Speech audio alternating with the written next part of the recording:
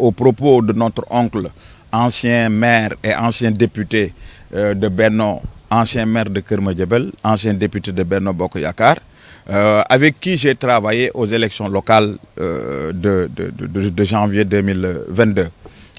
Parce que je rappelle que moi j'avais ma propre liste, ma propre bannière, je devais aller au local sous ma propre bannière, et le président de la République m'avait demandé de ne pas créer de liste parallèle à Keur Madiabel et d'aller soutenir le candidat de Moustapha Niasse, en l'occurrence M. Aliou Kébé, et tous les sondages lui donnaient dernier du classement. Mais malgré tout, le président m'a demandé d'aller le soutenir et j'avais répondu à l'époque au président de la République pour lui dire que mais M. Aliou Kébé, même si nous le soutenons, nous allons perdre. Et effectivement, mais heureusement qu'on est sorti deuxième. Mais maintenant, le discours qu'Aliou a tenu, ou les propos qu'il a toujours tenus, pendant les locales, aux législatives également, sont contraires à ce qu'il a dit la dernière fois à Keur Socé. Je veux vous dire que si M. Aliou Kébé a des problèmes avec son secrétaire général, le patron de son parti, il devrait plutôt s'en prendre à lui. Mais c'est un problème interne et il devait pouvoir régler cela au niveau interne, apporter des contradictions, organiser leur front au niveau interne et ne pas mêler le président de la République, Macky Sall, dans ça en parlant de la non-possibilité d'une candidature. Et je crois que tous les juristes sérieux, tous les politiques, les analystes politiques sérieux savent très bien que le président Macky Sall a droit à un deuxième quinquennat. C'est ça la constitution du Sénégal.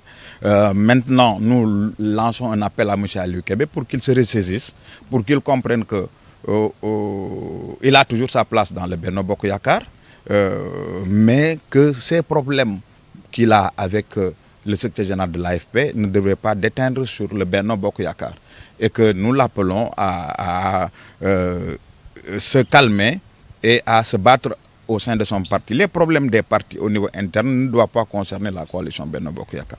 Oui, mon point de vue, c'est que globalement, si je commence d'abord par la région de Kaolack, nous avons du travail à faire.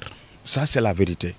Nous avons du travail à faire. L'opposition a percé au local, l'opposition a percé aux législatives. Mais je pense qu'il faut aller dans le sens d'une unité. Parce que le président de la République a donné des responsabilités. Nous avons aujourd'hui combien de ministres dans la région de Kaolack? 3. Nous avons des directeurs généraux, etc., etc. Et je pense que c'est le moment de nous réunir et de parler d'une seule voix et d'avoir un seul œil.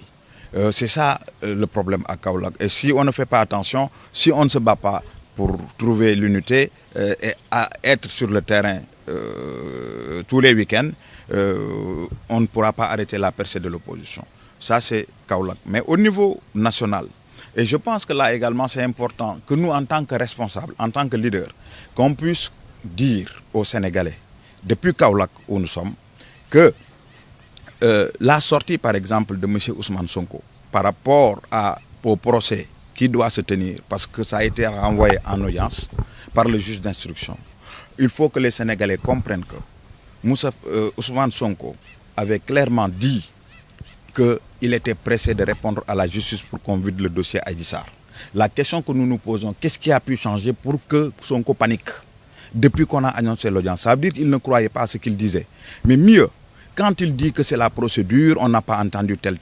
Je rappelle que le juge d'instruction, le doyen des juges, qui a le dossier, mais on n'a pas enquêté sur ce qui s'est passé hors Sweet Beauté, en dehors de Sweet Beauté. La plainte de Adji Sarr a porté sur un présumé viol et des menaces de mort. Mais ça s'est passé où à Sweet Beauté? Ce qui s'est passé en dehors de Sweet Beauté n'intéresse pas le juge. C'est ça la vérité.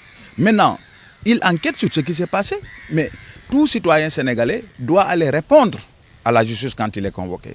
Ousmane Sonko n'est pas plus citoyen que nous tous. Donc, quand la justice a besoin de vous, vous devez aller répondre. Et aujourd'hui, on ne peut pas comprendre son attitude contradictoire. Il était pressé d'aller au procès. On va au procès. Il devait s'en réjouir. Mais appeler les Sénégalais ou faire peur aux Sénégalais ne passera pas. Pourquoi je le dis? Parce que les gens ont compris que c'est une affaire de justice. On ne peut pas comprendre pourquoi quand vous avez des problèmes avec quelqu'un, n'est-ce pas qu'il a porté plainte contre Cheikh Yérim Seck? Il porte plainte contre d'autres. Pourquoi il se réfère à la justice sénégalaise? Mais vous voulez que la justice parle de vos problèmes. Vous portez plainte pour résoudre vos problèmes. Et vous ne voulez pas répondre à la justice. Mais un citoyen, une citoyenne qui s'est sentie violée, quand Ousmane Sonko allait à Sud Beauté, on l'a ligué.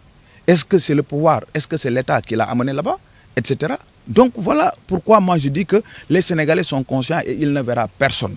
Mais quand vous aspirez à diriger un pays et que vous vous mettez nu devant une femme et qu'on vous filme, ça devient grave. Mais dans des pays civilisés, dans des pays démocratiques, mais quand on vous accuse de viol, vous démissionnez d'abord pour laver votre honneur. Il devait d'abord démissionner de son parti et se mettre à la disposition de la justice et choisir un autre candidat, le temps DSK. Mais à l'époque, était tout puissant. Mais quand on l'a accusé de viol aux États-Unis, ce n'était même pas en France, mais il a désisté à renoncer à sa candidature à la présidentielle. Donc la jeunesse sénégalaise doit être consciente et savoir que ce pays-là, on est en train de le construire pour l'avenir. On ne le construit pas aujourd'hui pour aujourd'hui seulement, mais pour l'avenir. C'est ça également l'approche développement durable.